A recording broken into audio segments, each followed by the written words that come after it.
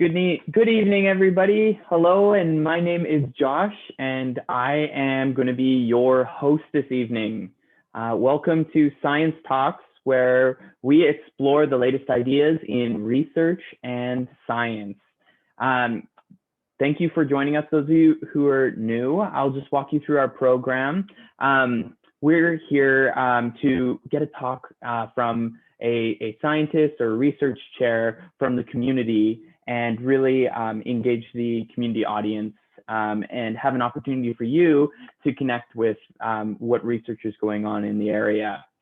There'll be a Q&A portion, and then at the end, there'll be a conclusion. A few notes that we should go over before we start this evening is that during the Q&A, you can use the raise your hand feature, and we can turn on your mic to address the research chair. Or you can type your chats into the chat feature of Zoom at the bottom, and we'll bring up your questions during the panel interview. This event this evening is going to be recorded and available to be shared on YouTube, and you should get an email version this evening. We also have a community agreement here. This is meant to be a conversation with an expert and not a debate. We're inviting somebody special here for you this evening to speak to you on research that's happening locally. And we'll welcome a wide range of questions, and we encourage equal participation within a safe environment. And we encourage you to bring open-mindedness and room for discussion and inclusion and generosity. And self-promotion, this is not the place for that or space for that. I would like to give a quick thank you to people that made tonight possible, and that includes UFV, and it's one of UFV's very own that will be speaking this evening. We want to thank a big thank you to the Abbotsford Tech District for their sponsorship, Connect, the UFV Alumni Association, TEDx Abbotsford, the Abbotsford Community Foundation, which actually helped start off Science Talks, and the City of Abbotsford, Vancouver Foundation grant for all making this possible this evening.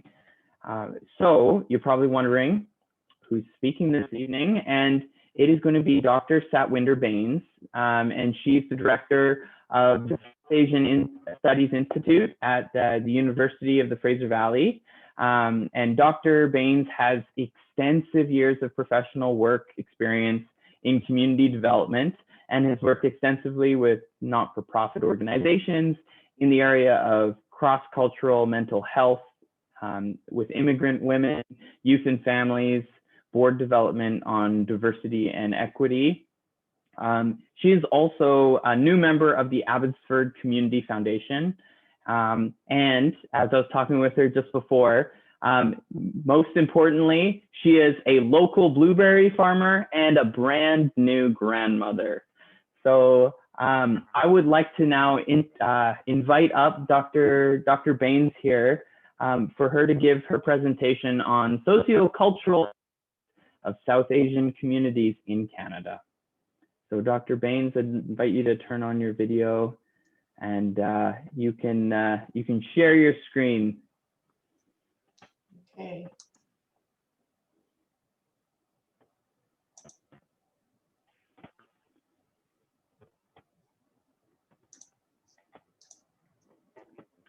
There we go. Can you see the screen, Josh? I can see your screen. You might, I think you might need to just put it in presentation mode, but other than that, it looks great. Okay. Is that better? Yes, that's okay. Perfect. Thank you so much. Thanks to Josh and to Johan and Brittany for including me in Science Talks into this virtual science cafe. And thank you all for attending. I see some good friends at the table and in the virtual room. Thank you all for taking time out on a busy Monday evening and taking time out of your leisure time to come and spend some time with me. I appreciate it. I want to acknowledge that I live and work on the territory of the Stolo peoples, the people of the river, and I am very aware of my own privilege. I thank them for allowing me to live on this land. And I work every day to try and understand the truth of this of the communities around me, and reconcile myself to that truth and work towards dismantling both my own learning and doing some unlearning along the way, and trying to dismantle my own privilege. I commit to dismantling caste in my own cultural group and work towards a more equitable society.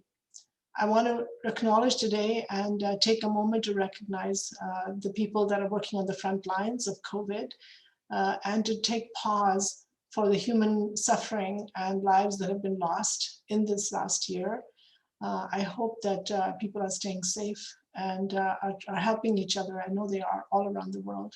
So taking a moment to recognize the challenges that people are facing right now. As a social scientist, I'm interested in human society and the social relationships that happen in our communities. This social sciences is the original science of society. I try very hard to critically understand the meanings behind the social relationships, their histories and circumstances, and I'm interested in applied research that has its roots in community and engages with the community. I study social needs of immigrants vis-a-vis the host community and the home community and how individuals behave within society. And I look at the social, cultural, economic, and political aspects of their lives and how all of this intersects with each other. I'm particularly interested in South Asian migration to Canada and the 100-year trajectory of this journey of settlement and interaction. So a little bit about what I'm going to be talking about. My work at SASI for the last 16 years at the South Asian Studies Institute at the University of the Fraser Valley has been an amazing journey personally. I work with some amazing people in my office and all over UFV, and it has been a very welcoming and open space. I thank everyone who contributes to that and works with us in partnership. There are too many to name, but you know who you are, and I thank you for your camaraderie and collegiality. So I'm really going to look at, from my perspective, the 16 years of work at SASI has been really around the history of the region, history of South Asian Canadians in the region. We look at South Asia as a region. We look at the diaspora and communities who live here and the ideas of host and home. But at the same time, we also look at contemporary issues and what was happening in the here and now and how we need to deal with that and find solutions to some of the challenges that we face and celebrate our successes at the same time. Both these historic and contemporary timeframes are running parallel with each other, and they do intersect and meet at certain points as well. Each is informed by the other, the past by the present and the present by the past. Historical trajectories inform everything that we do at the Institute, and the grants and programs that we write up and work on reflect our vision and mission towards that. Most of my work is in that liminal space of diaspora, that crossing over space when you've left something behind, but you haven't really fully gotten to something else. And it's a transitional space where even if you like to move on, sometimes you can't hurry the process. And it will take as long as it takes. And we see that in individuals, in families, in communities, in organizations. And it explains a lot. The liminal space is like a waiting space, a space where it brings us face to face with our inner fears about who we are, about how we show up in the world, our strengths and our vulnerabilities and our successes and disappointments. And so the work of SASI is to record that and to make sure that it becomes part of the Canadian record. This record can cause us to question the very core of our beliefs and practices and our identities. In my talk, I'm going to focus on the social cultural explorations from 1903 onwards in the diaspora as a field of study. And my own interests, of course, inform, as a first generation Canadian and a fairly young immigrant to this country in the big scheme of things, the South Asian Canadian history started in 1903 in Canada, and today is a source, and even today migration continues because India is a great, and that region, the South Asia region, is a source of immigrants to Canada, a welcoming immigration policy that continues to be upheld through migration and through settlement. So in the local region in BC, in Canada, we see our presence, we see the South Asian Canadian presence, and there's now a recorded history of that presence. I'm keenly aware also of the study of the self, in the diaspora. It is a luxury to study yourself at a moment where your survival perhaps has moved on, and you can actually take the luxury and time to study yourself. So I am interested in the study of the self in the South Asian Canadian diaspora. This is an ever-evolving, as you can imagine, ever-evolving field of study that is quite complex, but is quite dynamic, and it's wonderfully robust. And I know it will require a lifetime of research and study. There are 4 cohorts in the region that we study. The first migrants who came in the early 1900s, and then so there's a small group of those. They weren't very large. And then there's a large bulge of immigrants that came in the 70s due to multiculturalism and the liberalization of immigration in Canada under Pierre Elliott Trudeau. That group has now the 3rd cohort, which is their children, is the largest 2nd generation cohort in Canada of South Asian Canadians that we've ever experienced or witnessed. And so their lives are also very complex and have to be studied and understood. And then, of course, the 4th cohort is the continuing immigrant that's coming every day to Canada or anytime that Canada opens up immigration for new immigrants.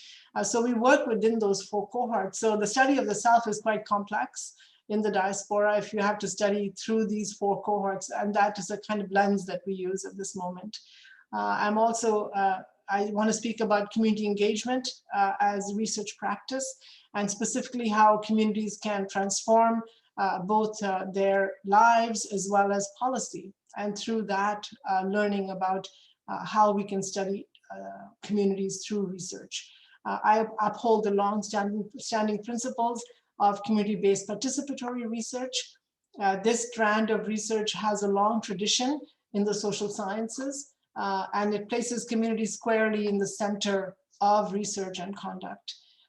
This is a democratic, community-based participatory research style that is sometimes alien to many academic centers and research areas and laboratories, where qualitative research and concerns are considered as to not meet kind of the meaningfulness of science. But I disagree, and obviously that's the role we take. But first, I thought I could give you some background. So what is South Asia? I talk about South Asia and the region. It's quite complex, as you can see from this map. There are 8 countries that make up South Asia, some with small populations and some with very large populations. And these countries, although not fully represented in Canada, inform each other, and their geopolitics and their environments and their social standings affect each other quite distinctively. We don't have a lot of people from Bhutan. We have some from Sri Lanka, Nepal, Afghanistan, Myanmar, Bangladesh, Pakistan, and India. By and large, the largest group of South Asians in Canada are from the subcontinent of India. And you'll see their population bases. In the Canadian diaspora, there is almost 2 million South Asians that live in Canada. And the question I'm going to ask is around being hyphenated. But as South Asians, a region, any person who professes an identity to the southern part of Asia would be identified as somebody from South Asia as a visible minority. But there's also the South Asians who come from, who are 2nd and 3rd generation, 2nd and 3rd migrants. So they've come from other regions where diasporas have settled over time, and they then make the migratory journey to Canada. So countries like in the Caribbean, in Africa, in Great Britain, some parts of Europe, in Southeast Asia, and the Middle East. So we would consider them as South Asian Canadians as well, even if their roots may be from another country of birth, country of origin. There has been a hyphenated Canadian sense since early 1900s, and many titles have followed us along the way. Monikers such as being monolithically called Hindus, which is really a term for religion rather than a region. And then the term East Indian, which held us in the grip of a colonial past, which had no relevance to the region after a time. And then Indo-Canadian was a term that till the 1980s, late 1980s. And now there's a more inclusive, yet some people feel very vague broad term that is now called South Asia and South Asian. Hyphenation in our communities continues, and sometimes it's used to our advantage to ensure that our voice is not submerged with other pools of immigrants or community groups. And certainly being South Asian allows us to really look at areas of solidarity with other communities in the region, and both strengths, challenges, triumphs, and intersectionality around people who come from those regions and our deeper understanding and engagement with the region. We moved to the South Asian Studies Institute name about 5 years ago. So we're still also working towards more representation of those regions in our research and in our study. We are starting very slowly. Small amounts of work have started, but there's a long journey to go. The foundational work has mostly been in Canada, has mostly been of people from India. So jumping off spaces for that research allow us to move a little faster. Today, the South Asian Canadian population is constitutes about 5.6% of Canada's population. And in 2016, we surpassed the Chinese Canadian population. We became the largest visible minority group and the fastest growing minority group in Canada. So requiring a study and demanding a study of South Asia is important to Canada, and our institute is hoping to be the relevant institute for this work. The immense diversity, as you can imagine, in these 8 countries is slowly emerging as a strength. And we hope that this will be our collective journey. So a little bit about what we do at the Institute before I talk about more of what our goals are. Certainly research is built into our work and study of the region. We do consultations for community groups, with community groups, for government, for nonprofits, for other agencies. We do a lot of research writing, grants and proposals. We also do a lot of fundraising through endowments. We also hold a speaker series just like Science Talks, and we bring in guest lecturers and others to come and give talks to our students as well as our stakeholders. We do symposiums, forums, dialogues, conferences regularly. COVID has really allowed us to do more at some point in some ways and limited us in some other ways. So we continue on that path. We try and carve out areas of research that we'll look at over a number of years, like 2 years or 3 years. We also manage the Sikh Heritage Museum at the National Historic Site Gursikh Temple in Abbotsford, which is the oldest standing temple in the Western Hemisphere, with the only one with the National Historic Site designation. So we consistently developing exhibits and information for the community to share our research with. We write and we publish, we sit on editorial boards, we give expert advice, sometimes in the court, sometimes in media. We have a number of awards and recognitions for our work that we're very proud of, consistently being called on through the media to respond to questions that are relevant to South Asian Canadians and to Canada as a whole. And we're most proud of our student engagement.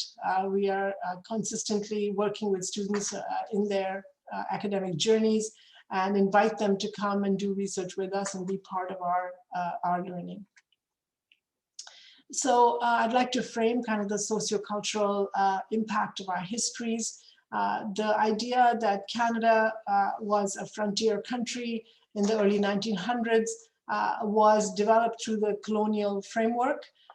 The British all over Southeast Asia and South Asia allowed people in the colonies and those that they had colonized to travel between the colonies and to serve empire in those colonies. So the first immigrants really came from the eastern coast of Asia, and the mythology of the West was renowned.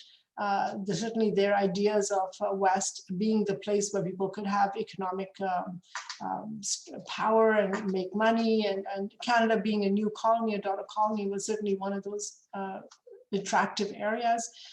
The West's journey, the idea that people could travel was also complicated because Canada put in all kinds of laws that prevented people from journeying to Canada if it wanted to protect, as it said, a white Canada.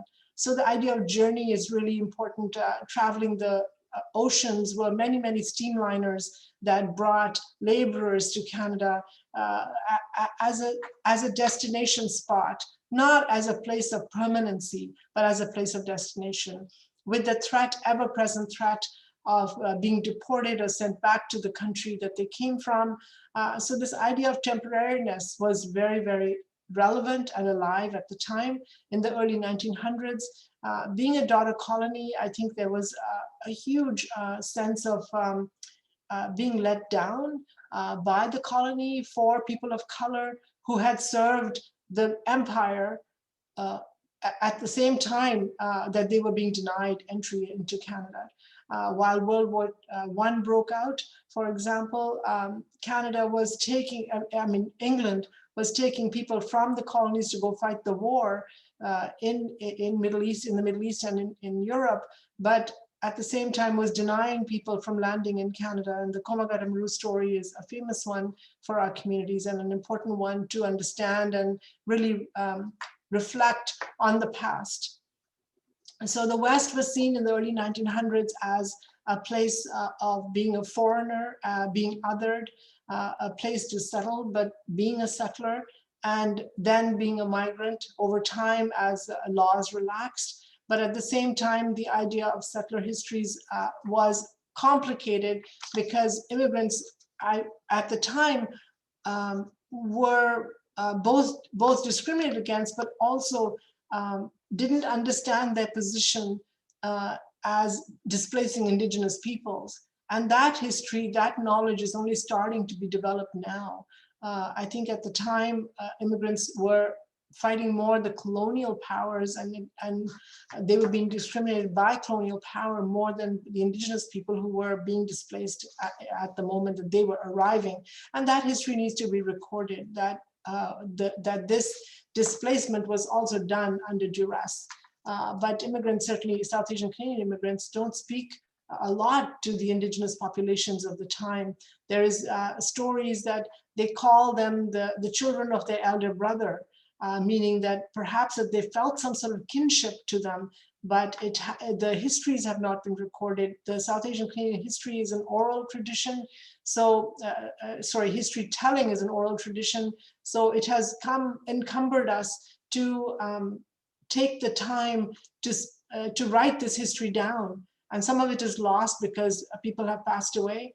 And the other piece has been that there has been erasure and omission and neglect by the Canadian record that has not included the histories as they were being recorded. So unearthing those histories and going into the archival records and taking painstaking time to do that is very time consuming and requires a lot of strength and resilience on our part to continue this work. We're being asked sometimes why we're still doing the historical record, and perhaps we need to answer to say it will take a lifetime and many lifetimes to write that record because it has been erased and omitted. And we are getting second and third generation stories rather than first-hand stories of the settlers that came in the early 1900s. So this is a bit of how we frame the work that we do and the impact that this journey, this background, this history has on our work at the Institute.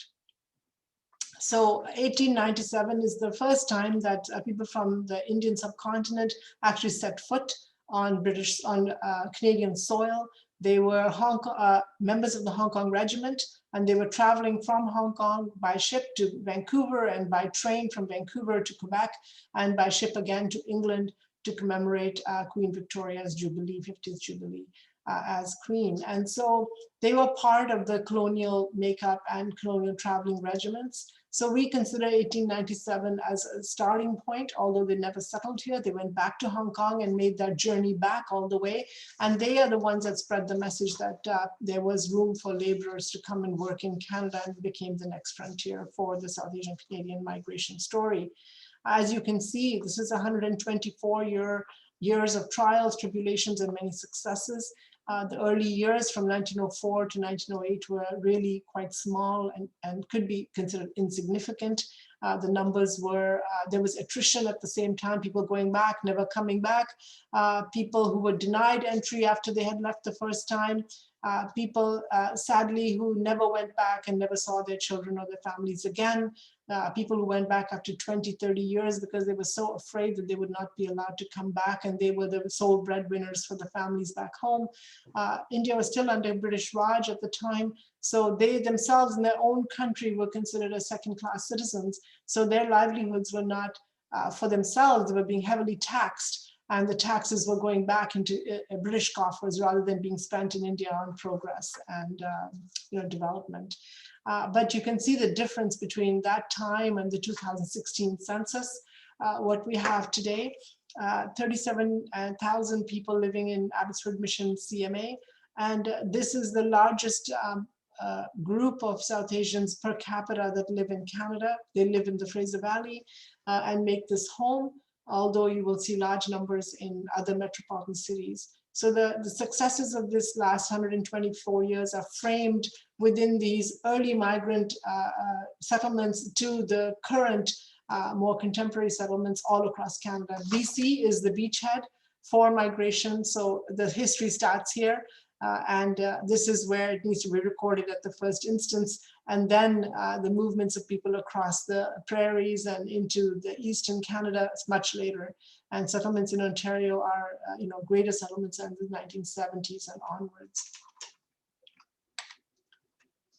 So there, we really want to study, this is the way we study South Asian history is through the early years, the quiet years, like I said, between 1910, 1920 till the 50s and 60s, the consolidation of communities in that period and beyond, setting down roots, winds of change that came after the 70s, and the new ideas of networks and activism. It was only until there was larger numbers that networks could be formed across the country. And I really want to speak to the ideas of assimilation and integration. The early years, there was a lot of compliance to the laws of the country. As a law-abiding community of peoples that were considered British subjects at the time, they did comply with Canadian laws, and the challenges that they took to the courts inevitably failed. Because of white supremacy and white hegemony and the laws of the time. So compliance has been a common theme with the South Asian community's migration history. And not only did they comply with the laws, they complied with rules of trade and apprenticeship and work and study and home life. Women couldn't come in the early number of years, 20 years till the men had been here. Only after that, women were allowed to come, and children. So compliance became part of that assimilatory stress that they were feeling to live in Canada. And out of necessity, compliance became part of their makeup and their communities' travels around the province.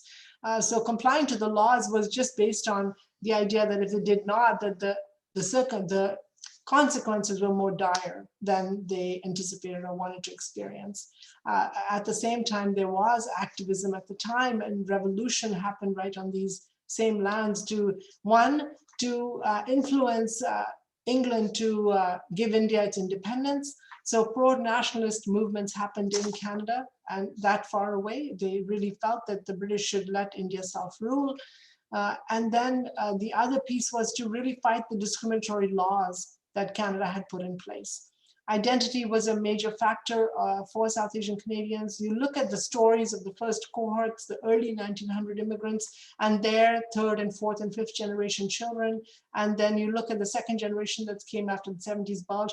Identity politics plays a big role in how communities face society and what their identity, how that the identities that they were forced to create shaped society around them and shaped the world that they lived in. And there are great differences between those. Internalization was a big factor in South Asian Canadian communities as well. Racism was rampant, and it took a lot of unraveling and unlearning to not blame yourself for your misfortune and to find ways to understand how society functions. So racism in the early 70s and 60s and 70s was certainly internalized. Communities felt that they were to blame for their own failures. And it took a long time for us to get to this point where we start to understand our role in society. So networks and activism and ideas of influence are new. The South Asian community today is influential both in its economic solidarity, in its position as a politically astute community, as a socially active and integrated community in all facets of Canadian life. So our influence is being felt. In the last 20 years, I have seen a great increase in the influence of South Asian Canadians in all facets of life in Abbotsford and beyond. So our work has been around curating that history, and a large amount of the work has been spent on the ideas of injustice and the struggles that the communities faced, and then finding ways to ensure that the triumphs are included in the histories. The history of the early settlers and early pioneers has been really around small towns and big cities. It has been divided between communities standing up for each other and finding ways to support each other beyond what you and I can imagine today. At $1 an hour in about I think 6-7 days, $6,000 were raised to help passengers of the Komagata Maru make a court challenge in the court. And this is just people with savings that they've been saving for their families or for back home, or however they've saved that, but giving it away to the larger causes. So there's a huge thread that runs through the South Asian Canadian history that we can start at one point and walk with that thread and weave it through the stories. And you will see great linkages and great enormous strength and resilience and perseverance that come out of these stories. And it is certainly satisfying and fulfilling to see the spirit of the people that came in the early 1900s and how they continued to uphold both tradition, culture, language, community, food, habits, opinions, political savviness, travel, transnational travels. It's a rich, robust history, replete with stories and activism and networks that were built over time. And I just want to say how pleasurable it is to write that, to really record that history, how immensely satisfying it is to know that it was not a history that was to be omitted. It was not a history worthy of being erased. It was a history worthy of being recorded. It is a history worthy of being studied. It is a history worthy of being displayed.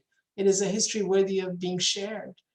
So our work in the ideas of struggle and triumph, always finding that balance between not just talking about the negative parts of our history, that the discrimination, the racism, but always being aware that it formed and strengthened the communities to have greater triumphs down the road. So these go hand in hand all the time. And the small cities and small towns and big cities really comes to roost in our heads and how we develop the storylines from now on. I don't have my watch on me. I better look at the time. Oh, I better go faster. I wanted to talk about impact, influence, and inspiration. I like alliteration. I love words that mean something, that continue to kind of play with our imaginations and our minds. So we try very hard to study the past, the present, and we work in the future as well. We want to be that institute that projects outward, that leads us into a future that's a better future for our children and our generations. But at the same time, the past, ensuring that the past informs the future as well. So we work to ensure the sites of memory are recollected. We try very hard to go back to people and ask them to tell the stories, as well as physical sites that need to be remembered and honored and resurrected. We want to ensure that the history is relevant and supported. By that I mean is that we go up to the powers to be to ask that they support this kind of history being written and being told, for example, in the classrooms. We want to ensure that today's issues are addressed, and addressed not in a bubble, not as South Asian Canadian issues, but as Canadian issues. as something that influences what is happening to our children and our youth today or our families, that we see these as integral part of our society and not as separated or siloed communities, as that our study of our communities informs this idea of our collective energy and our collective societal makeups. We want to ensure that we leave a legacy. All our work, as we try very hard at the Institute to create any type of work we create, that we leave something behind that over time may not be appreciated today, but will show relevance down the road. So legacy is really, really important to us because the legacy of our past is so limited. So we have so little to draw from. We are involved in all sectors. As you know, as I was mentioning earlier, the economic, political, and cultural spheres are areas that we don't shy away from. We might be seen as aggressive at some point around our politics, but we are involved in every aspect of economic impact in the communities wherever we live. We are involved in the politics of identity and influence, and we don't shy away from that. That is an important integral part of our makeup and our vision for who we are. And we are involved in inspired retention and maintenance of culture, of language, of lineage, of society. And we make no excuse for that, that we continue to hold on to that as well, as so it becomes a pillar of strength rather than a broken history and a broken background. So the idea is today we are in this moment. I want to bring us to this moment of solidarity and accountability. We do want to be held accountable for our work. We want to be asked questions about why we do what we do and why we don't do what we don't do. So this phase of our time around what is happening around us and swirling around us in society touches us as well. So we are really working towards, as I said earlier, the immigrants recognition of Indigenous truth and reconciliation. So we have to find ways to include that in our historical makeups and to find ways to understand the truth from that moment till today. We want to include different groups' experiences. We don't think that our experiences are unique. They are unique to our communities, but they are also similar in the same vein. They follow how discriminations happen in our communities. We don't want to be seen as the only ones that are experiencing discrimination, but we want to show solidarity to groups that are. We are behind redress as a movement. We do want to see people accepting and acknowledging that wrong has been done, that harm has been done, and we find ways to move forward from it. And until we recognize the past, we can't have a future. We are engaged in the race revolution around us individually and as professionals, and both as an institute and through our own professional work. We believe that this is a moment of truth. This is a moment of trust. This is a moment of respect. And if we don't do that now, we will suffer the consequences of it. So we're actively engaged in the race revolution that is around us. We are also involved in protest as activism. We try very hard to be apolitical in our work so that we are not taking sides, but at the same time, where injustice happens, we must speak up and we must have our voices heard. So in the recent moments, we are looking at the farmers' movement as a diasporic response to what is happening in India around food security. Obviously, the COVID situation right now in India has put a hold on how much we can expect and the kind of labor that we can expect back from the diaspora as well as the communities in India. So we will take a moment to reflect on that, but we will continue the work. The diasporic communities have also taken a moment to understand COVID and the harsh realities of India at this moment and are redirecting their energies towards that, but not at any time minimizing the effect of the farmers' movement. So I'm near my last slide. I just wanted to share with you how we engage with the community, how our work is related to community engagement as a practice. We have 6 projects. This is only 6 that I'm going to share with you. We have a number of other ones that are going on, but these are kind of a composite area of work for 2020 2020 till 2022 and beyond, we hope. We are developing a South Asian Canadian digital archive. We're really interested in the archive and what has been saved and secured and lovingly kept and embraced and held on to over time because there is so little. And we want to share that with the general public. So this will be a digital archive that people from anywhere can come and enjoy and peruse and feel like their history is reflected, and suddenly their stories can make sense and they can share them with their families and with community.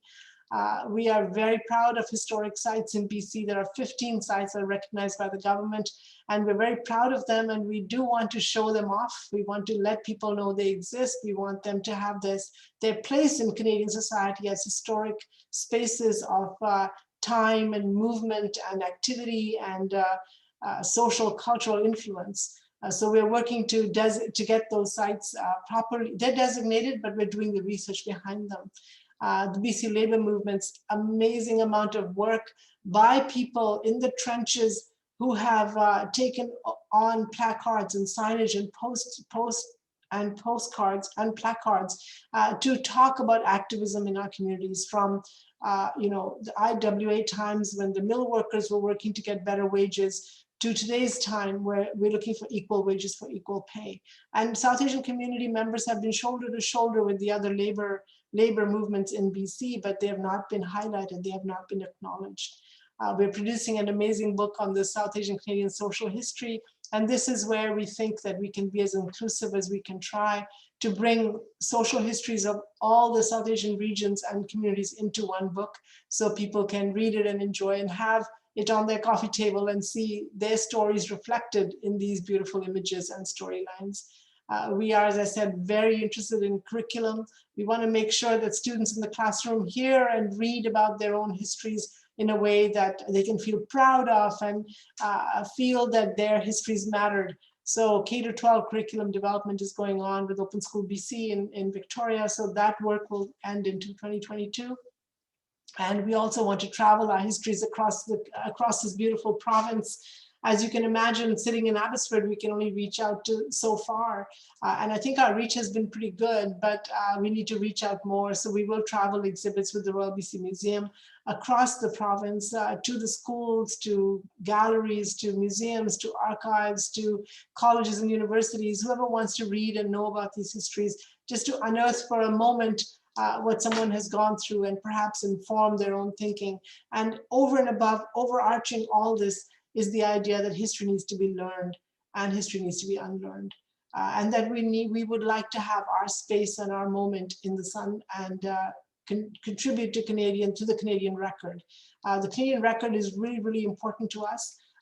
We want, I mean, I'm a first generation Canadian, but my children are born here, and I really want them not just to learn it from me as their mother and their teacher, but to also learn it from their teachers in their schools and to feel pride in the history of the past. And then we're making history as we talk every day. There is new information comes out. So while we don't shy away from the contemporary issues of what we're facing in society today as a Canadian community of presence and of means and of great wealth and understanding and economic status, we want to be able to study our social issues and bring them to the fore. So with these kind of thoughts, I'm leaving with you. I'd like you to ask questions perhaps and see if you want to know more. I don't know if I went over time or not, but this is about how much I think I was allocated, I hope. And I hope we can have a bit of an engagement. So thank you for listening. Thank you so much, Dr. Bains. And yes, of course, we have always enough time for you. Yeah, so I would like to now invite the audience to start asking any questions that you have for Dr. Bains. But before we kick off those questions, Dr. Bains, you brought up that you have a recent grandson. When was he born? So he was born 2.5 years ago in August, so he'll be 3 in August. And every day is a beautiful journey with him because he's curious and, he has a lovely nature. So it's a joy, great joy. Oh, that's great to hear. Yeah, I just had a baby 2 days ago. So I'm yeah, it was my second. So just another recent dad. My parents are loving being grandparents too. That's the gift that never stops giving. Yes. That's Yeah, lovely. definitely. Congratulations, Josh. Oh, thanks so much. So that's quite a fascinating history. I've got a question. What is the fastest growing Southeast Asian community in Canada right now? Do you know that one off the top of your head? Well, South Asian community is from India. The largest growing is from India. Southeast Asian would be China. So South Asia is mostly from the regions as I described to you, but Southeast Asia covers China, Vietnam, those countries in the eastern part of Asia. So China would be the largest influence in BC, and India would be the second largest, the largest for South Asia. So it continues to bring in migrants even as we speak. The numbers are continuing to grow. And we fortunately have more children than perhaps the average Canadian. So not the 1.2, but probably the 2.2. So we're growing on that count as well. Okay, yeah, and it sounds like all of them fairly recently. So could you tell us a bit more about the relationship between South Asian communities and Indigenous people? Yeah, this is a new founding relationship, and I'm very happy to see that it's starting to form. I think there are two approaches to this. One is that we are impatient as human beings, naturally as humans. We're impatient to move the clock forward and to find ways to engage with Indigenous communities and to really deeply understand their positions and their rights-based position, right? So that's one area. But the other side of it is that we're cognizant of the work that Indigenous peoples are doing within their communities. And for us to be impatient for change and impatient for a relationship with them is kind of selfish. So I feel that our work has to be held in check, but at the same time, make the overtures to make sure that we're understanding our position and allowing First Nations peoples to also understand our positions as immigrants. But at the same time, waiting for that moment where what we need becomes important enough that we can have those dialogues. We need to wait. I think the work that Indigenous peoples are doing right now within their communities and within the larger framework of politics and society, we need to take a bit of a back step. But that does not imply that in tandem, while that work is going on, that we need to do our internal explorations. We need to do those explorations. We need to understand our position as a privileged immigrant community. We need to understand that we need to unlearn our own racism within our communities. People coming from the subcontinent of India actually may have no knowledge about Indigenous peoples, and that we need to bridge those misunderstandings or no understanding that they have at this moment. We need to bridge that a little better. We need to do more work on that within our subcultural communities. So while we are impatient, as I said, to work with First Nations peoples around there and support them and show solidarity and be part of that movement. I'm not saying that you can't do that. We must do that. We will continue to do that. We have this other work that we need to do within our subcultural communities about understanding Indigenous people's rights and finding a position for ourselves. Because I think we've been kind of silent. And if we've not been silent, sometimes we've been kind of not prepared to take a position. So I think we have to get to that point. We're not there yet. So perhaps more dialogue within the communities needs to happen. How we do that is something we need to work on. Okay. And what were and are the main reasons South Asian communities immigrate to Canada? Yeah, that's a very complex question. A little bit, there's a number of reasons. There's a lot of push and pull factors that contribute to migration. Certainly Canada's pull factor is that it has an open immigration policy, not open fully, but fairly open. It allows people from other certain countries to apply through a process to come to Canada. So it's an appealing process. Canada is still considered to be one of the best and safest and well-developed countries with good healthcare and good systems. So the pull factor from Canada is pretty strong. The push factors from India are many, many. One of them is that there has been a continuous migration since 1903. So chain migration continues to Canada. By that I mean that you came, you sponsor someone else, then they sponsor someone else. The chain link is never broken. So we are very much interrelated with each other. So the continuous migration through chain migration continues. The other piece that's new is that Canada wants young people. It wants young people to populate its country.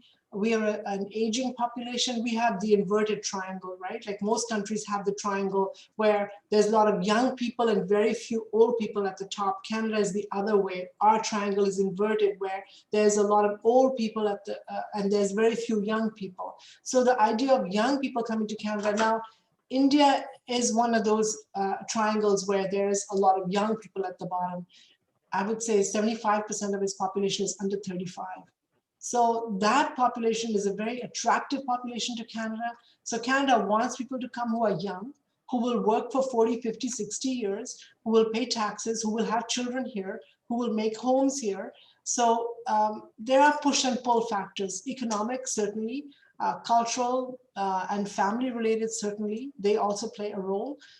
So Canada's position on the world stage plays a great role. Canada is seen as a great destination country. Perfect. I have a question from the audience here, and this is actually from UFB President Joanne. So your work and that of SASI, S-A-S-I, is an inspiration in breadth, depth, and impact. Recording and archiving history and examining language is critically important.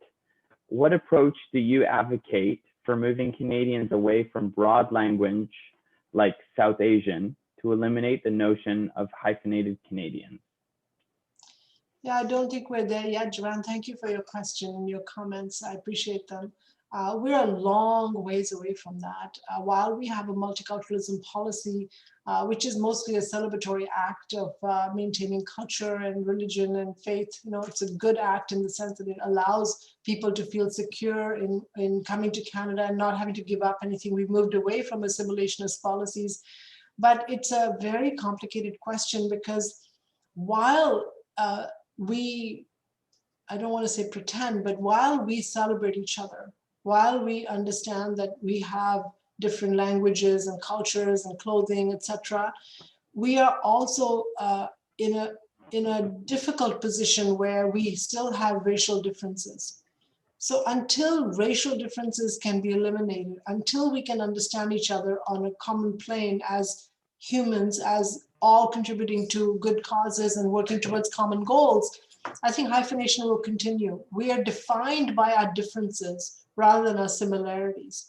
If we get to that point where we define our similarities as the common values of Canada, and we do have those, and don't get me wrong, we do have Canadian values that we all uphold, rule of law, open press, democracy, all those big universal messages that come out and we all uphold them.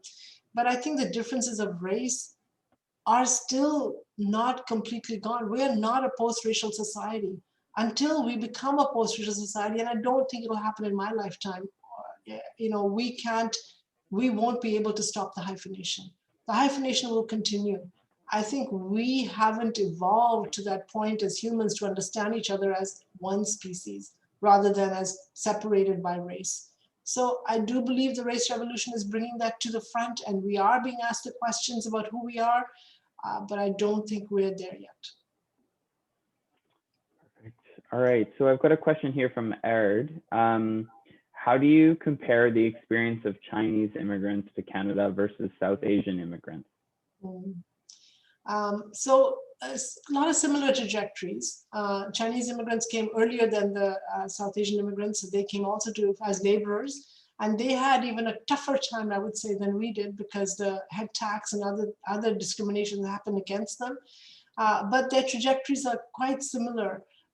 They are also similar in the sense that today they are both world powers, and they are going to be an economic force to reckon with. So the migration from those countries is going to, I believe, change over time. India, for example, right now does not want its people to leave. It wants its young people to stay in India.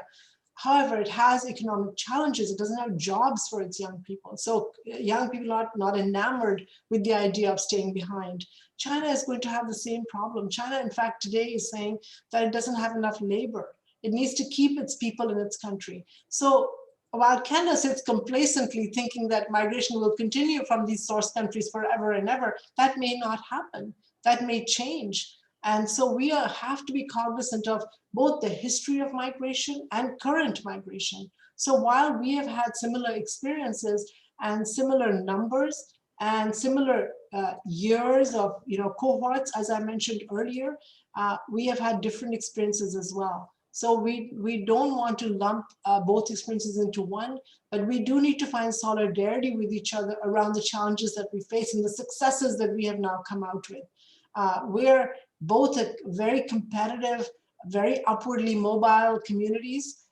We see a lot of similarities in family structures, in social settings, we don't have the same politics for sure, being a democracy and a communist country. We don't have that. But in terms of diaspora and the communities that are here, we see a lot of similarities. Okay, perfect. I've got a question that's maybe more locally focused with the work at UFB from Leon.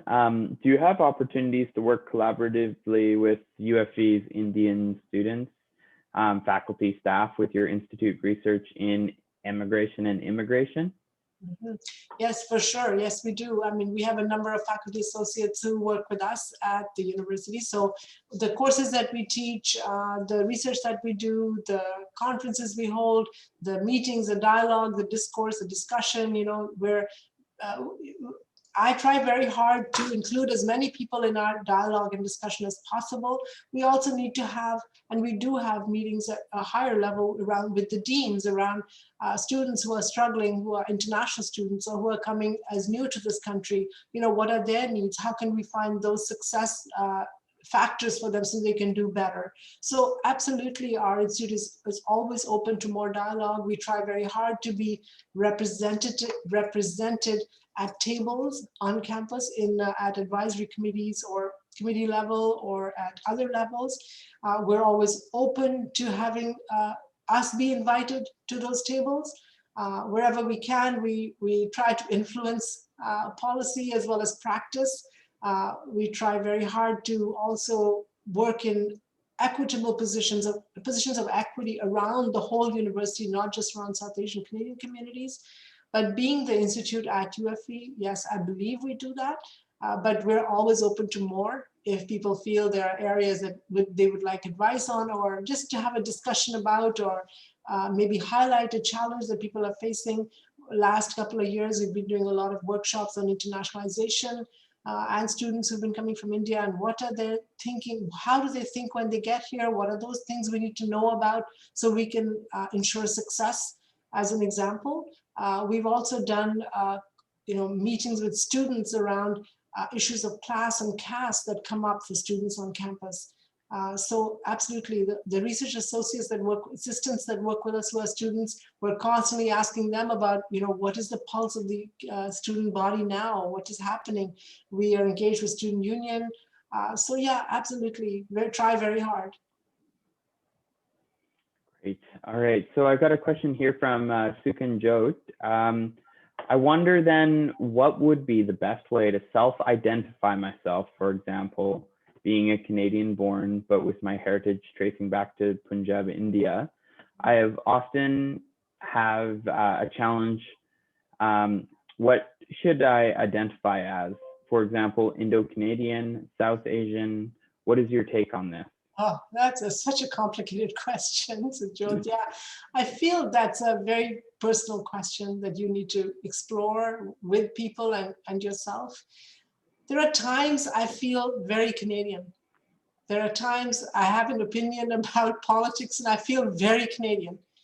And then there are times I go to a place or I steep myself in something that makes me feel very, very South Asian. If I'm at an event or with family and friends, I'm switching between languages, I feel very Indian. So I don't think identity is kind of fixed. I feel it's very fluid. It can move and transgress and move forward and go back. And I think go with the flow, feel how you feel in the moment, in that moment. You don't need to be defining yourself around, who you are. I do believe though that being Canadian is important. I do believe saying I'm a Canadian is important. I carry a passport. It means something. I have citizenship. It means something. I'm born here. It means something. So be proud. I'm proud of that. I'm proud that I'm a Canadian. I have lived in Canada more years than I've lived in India. So my Indianness is, maybe my opinions are more Canadian than they are Indian. But of course, I feel for my home country. It's that liminal space, right? It's, again, that space of in between, that space of back and forth. But I don't think you need to give up one for the other. I think they inform each other and they strengthen each other and they give resolve to fight when challenges come up. I wanted my children to face racism with the foundation of being a South Asian child, of having heritage, of having language, of having culture. But at the same time, when they faced racism, they could face it because they felt strong in who they were. I think if the foundation is weak, then the vagrancies of society start to affect you. So I would say it's a fluid identity, but I would say circumstance and where you are in the moment would define it. I don't think I could give you an answer. I'm so sorry, but I think you're definitely a Canadian by birth, and that's an amazing thing to have. Thank you. Okay, so I've got a question here from Craig Nichols, who's actually the head of tourism Abbotsford. He says, thank you, Dr. Bains, for the information tonight. The provincial government announced after the fall election that the Ministry of Tourism, Arts, Culture, and Sport was to start work to create a first of its kind museum to document the history, art, and contributions of South Asian people in BC. Are there any of the 6 initiatives you outlined on your last slide in partnership with MTACF? Yes, thank you, Craig. Thank you for your question. And I know when the announcement came, Craig sent me the link to the Premier's announcement, and I thank you for that. Yes, all the 6 initiatives and other initiatives will feed into that museum. We are still in the very early stages of getting the ministry to talk and build an advisory committee. Today, in fact, the first message came out. That they would like us to do some thinking about who would sit on that advisory committee to start developing the ideas for a South Asian Canadian Museum. So we're luckily a bit ahead of the game in the sense that we have 6 things that we can take with us to the museum and start up. Of course, creating a bricks and mortar space is very complicated and very expensive.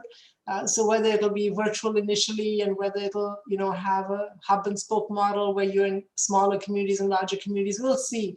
But it's very much in the first stages of development.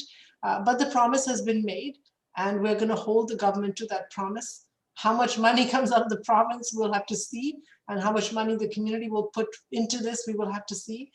Craig, as you very well know, museums are mostly colonial spaces, and it is not easy for South Asian Canadians to suddenly become goers of museums. It's not something in their bailiwick. It's not a daily practice or a thought practice. So we have to bring our community to that stage as well to say, this is your space as well. Let's look at this. Let's find a way.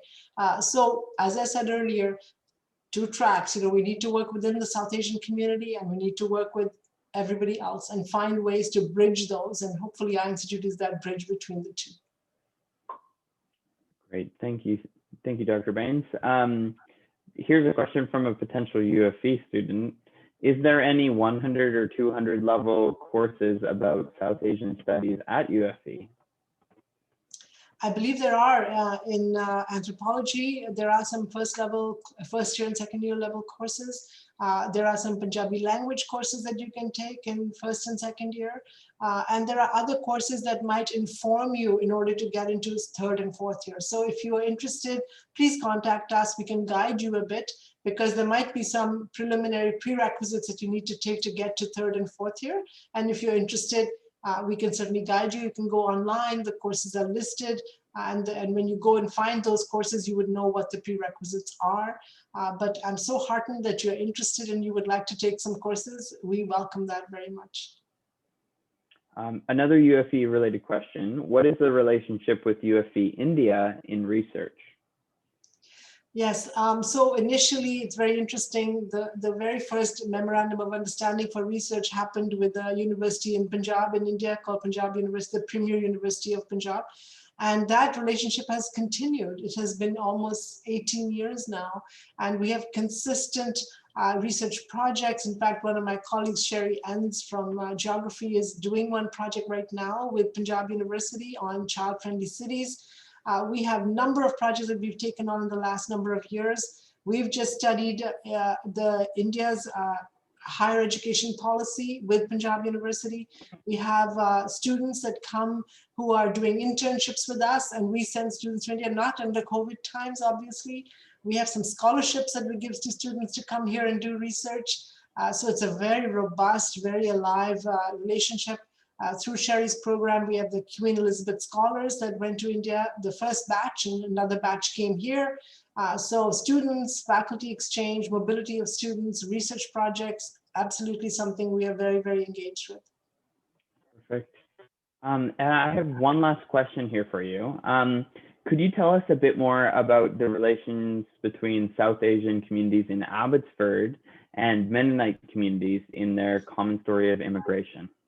Oh, what a beautiful question. I was hoping that would come up. You know, I wish we had more going on because I think there are so many similarities to our experiences and so many things we hold in common and so many spaces and work and study and play places that we interact with each other.